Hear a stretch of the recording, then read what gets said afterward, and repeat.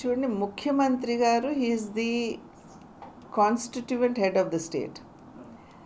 ఆయన ఉన్నటువంటి పరిస్థితుల్ని వారు సమీక్షించుకుని దాని మీద వారు ఒకవేళ స్టేట్మెంట్ ఇవ్వాలా వద్దా అనేది వారి యొక్క ఆలోచన విధానం మీద ఆధారపడి ఉంటుంది. ద కోర్ట్ వచ్చి సాధారణంగా ప్రభుత్వాలు తీసుకునేటువంటి నిర్ణయాలు ఏవైతే ఉన్నాయో అవి సరిగ్గా అమలవుతున్నాయా లేదా అనేటువంటి విషయాల్ని వారు పరిగణలోకి తీసుకోవాల్సినటువంటి బాధ్యత కోర్టుకుంటుంది.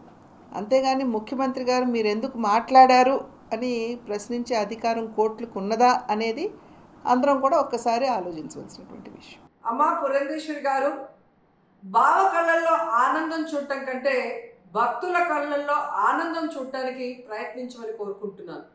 ఎందుకంటే ఈరోజు కూటమి ప్రభుత్వానికి చెందిన లాయరు సుప్రీంకోర్టులో కోర్టు అడిగిన ఏ ఒక్క దానికి కూడా సమాధానం చెప్పలేకపోవటం వల్లే సుప్రీంకోర్టు ఇంత సెన్సిటివ్ అయిన విషయాన్ని సీఎంగా ఉండి ఎటువంటి ఆధారాలు లేకుండా ఎలా మాట్లాడతారు అంటే, సీఎం ఏదైనా మాట్లాడచ్చు, ప్రజల చేత గెలిపించబడిన వాళ్ళు మాట్లాడకూడదు అని మీరు మాట్లాడటం నిజంగా చాలా సిగ్గుచేటు.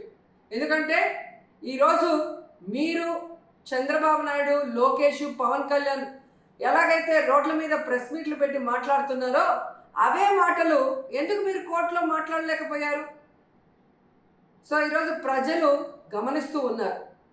ఎటువంటి ఆధారాలు లేకుండా లడ్డూలో టెస్ట్ చేయలేదని మీ లాయర్ చెప్పిన తర్వాత, ఎటువంటి ఇన్వెస్టిగేషన్ జరగకుండా చంద్రబాబు నాయుడు పవిత్రమైన తిరుమల లడ్డూ మీద అంత పెద్ద నింద వేసి మరి మత కల్లోలాలు సృష్టించే పరిస్థితి వచ్చినప్పుడు సుప్రీంకోర్టు అడగటంలో ఏం తప్పు ఉందని నేను అడుగుతున్నాను.